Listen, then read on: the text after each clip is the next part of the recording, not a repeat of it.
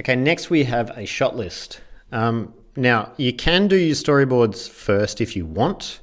I find it easier to do a shot list first because a shot list is easier to edit, rearrange before you actually do the storyboards, because the storyboards are harder to edit once you start doing them.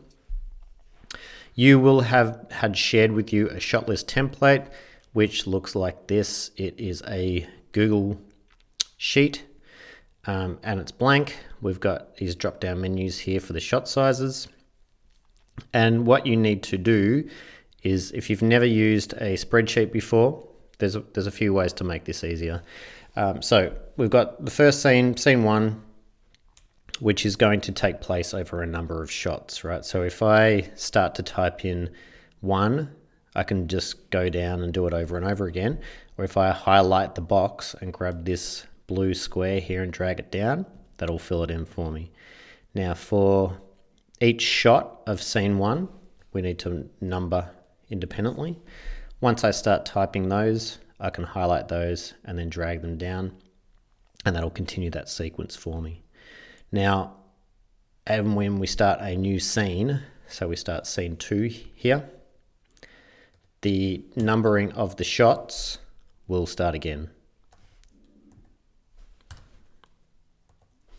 Okay, and if I drag that down, it'll continue. If I drag those, it'll continue. Location, which will change for each scene. So if the scene starts in the media classroom, then that will be the same for every shot in scene 1. And then if the next shot is in the forum, then that'll continue for every shot in scene 2. Shot size, we've got a drop menu to make it easier for you. Extreme close-up, medium close-up, mid-shot, medium long shot, full shot, long shot, and extreme long shot. So you can even leave that until last, until after you've written everything, so you can have a think about what shots would work best for each particular shot. In the description, you need to be descriptive. So you need to, this is going to be, when you're out shooting your film, this is going to be like the recipe for your film that you're baking in the oven.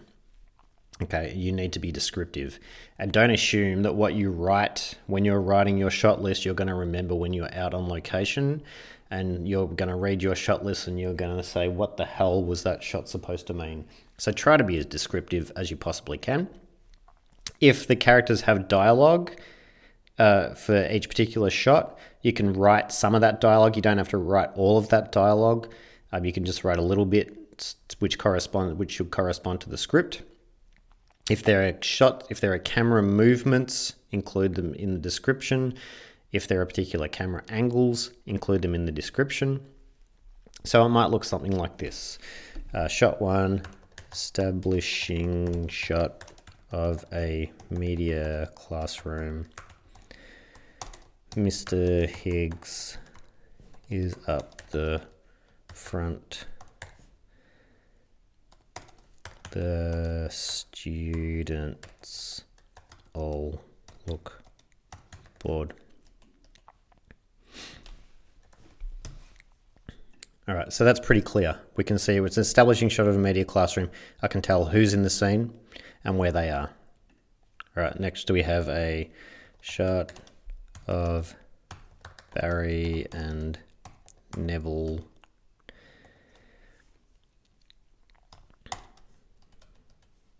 from a high angle. Notice how I'm writing things in capitals. Barry is falling asleep. Okay, be descriptive.